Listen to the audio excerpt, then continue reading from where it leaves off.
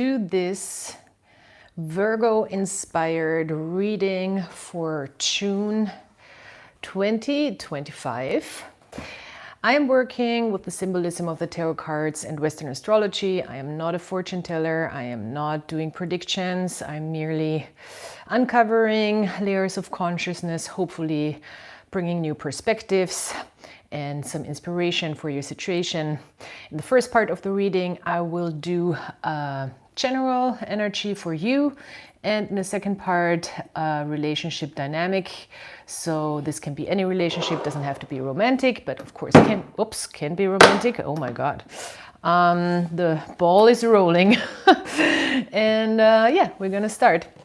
Welcome. Thank you for being here.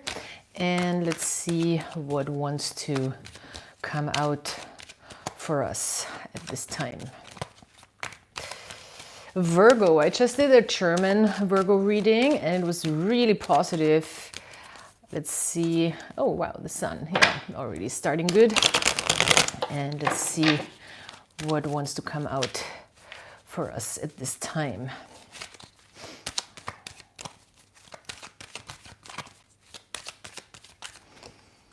Six of Cups, beautiful. We are diving into deep pleasure with the Six of Cups, which is a wonderful, wonderful card. We really want to go deep and really want to experience also connection on an emotional level. This can be a card of also sexual connection, doesn't have to be, but for me, it's mostly a card of trust and letting yourself fall deeper into your emotions, and often also with the outside world. It's a card of balance. We do have a 6, which is always a card of balance and of beauty in the Kabbalah especially. So this is a very, very balanced, beautiful emotional card where we can really experience our inner world with other people together on a deep level, on a deep, deep level. And we feel very fulfilled.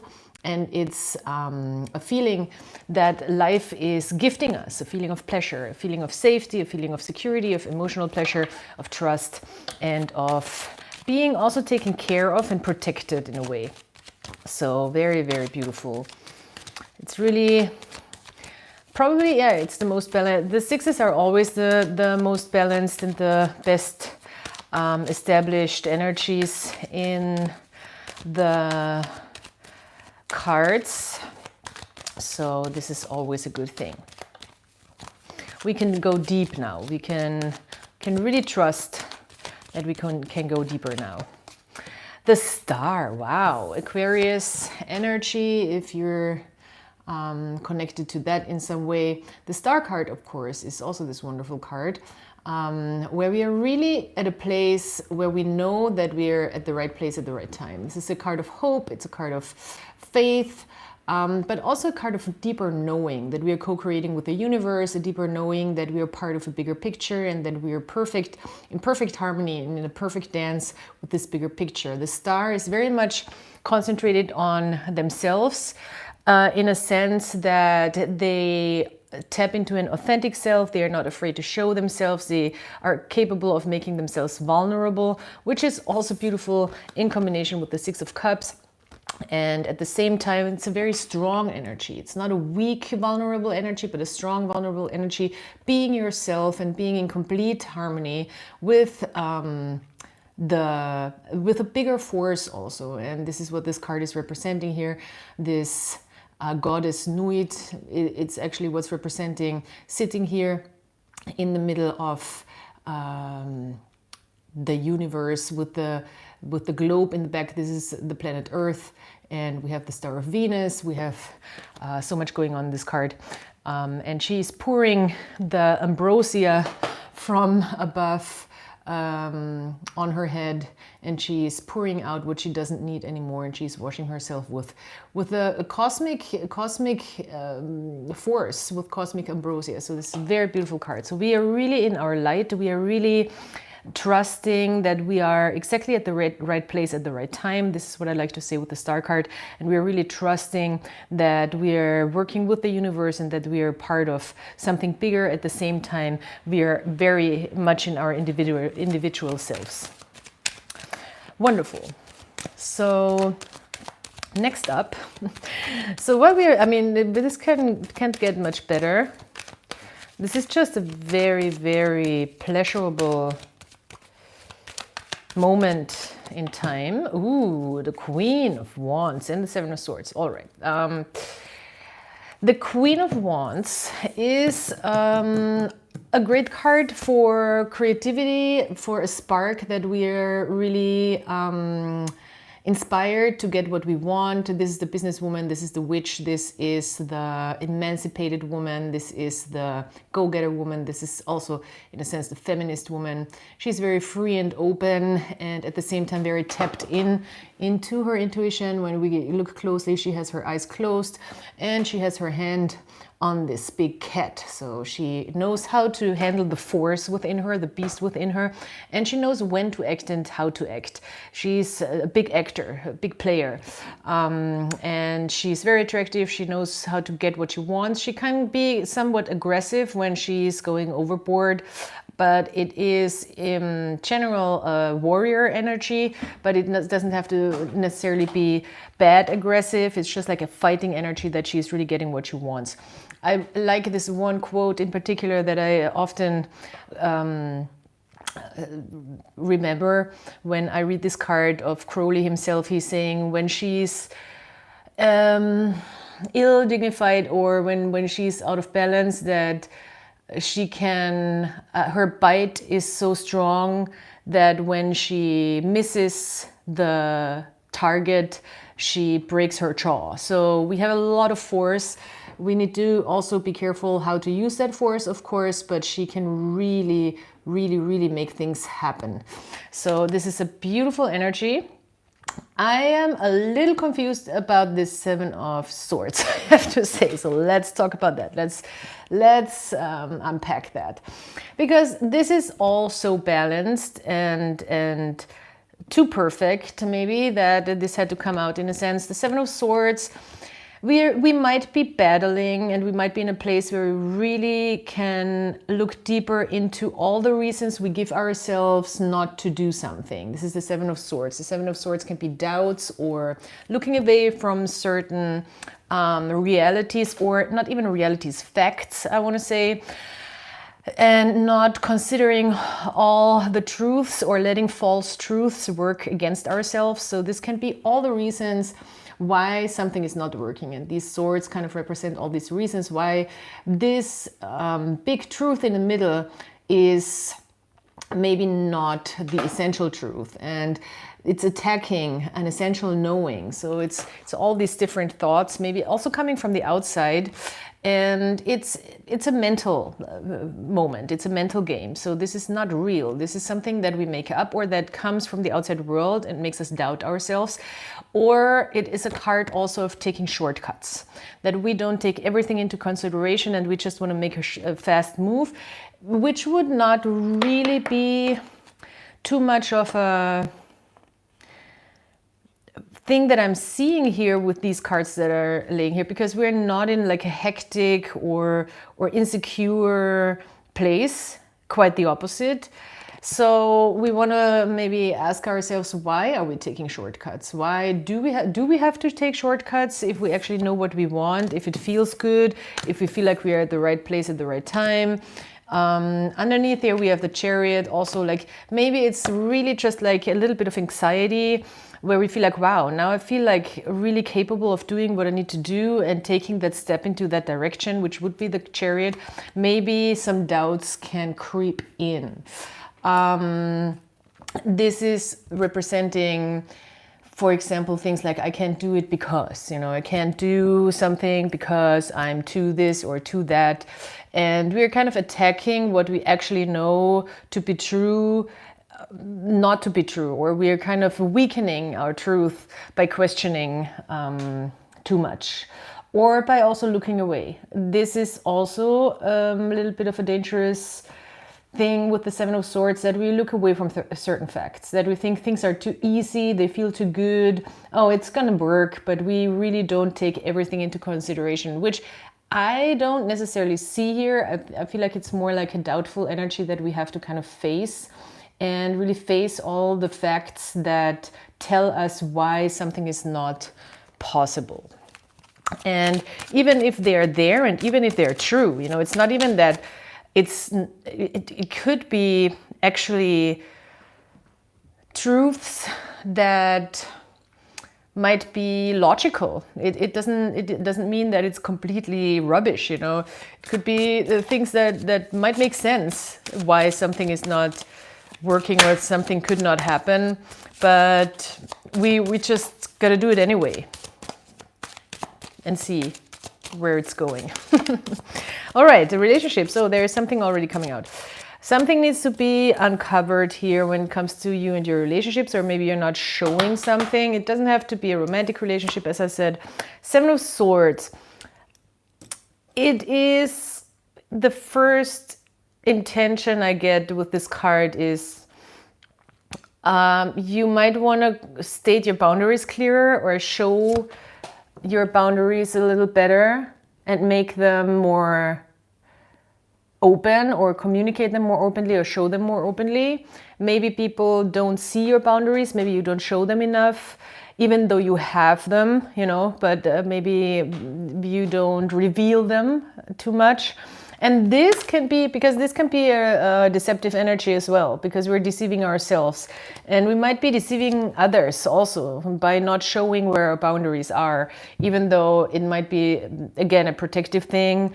But still, it can make, of course, relationships difficult when people don't see our boundaries or don't understand our boundaries. Oh, beautiful. The Devil in the reverse, I love to see with relationships, because we're working through toxic dynamics or things that control us or things that want to draw us in and make us too attached, you know, or maybe codependent, or maybe it's just like, you know, discussions with people that you don't want to have, and you see you're always in the same dynamic and it's just like a controlling thing. That's all the devil energy.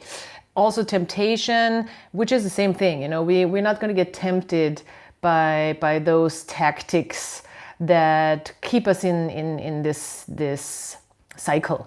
So there is, for some, maybe you are out of this knowledge that you don't want to tap into that controlling dynamics anymore with people, or don't want to get trapped by dynamics in relationships. Maybe that's a reason also why you're not fully showing boundaries. Maybe there is some past stuff still going on that we're somewhat deceptive or not transparent is maybe a better word.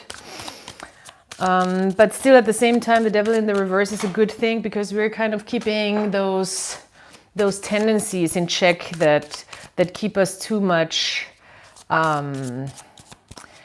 in a obsessive behavior over something, or keep us in this dynamic that is unhealthy. Oh, wow. Three of Pentacles in the reverse. Yeah, somebody, I mean, that's difficult to see that maybe if you're breaking free from certain dynamics, somebody kind of doesn't want to work with you anymore.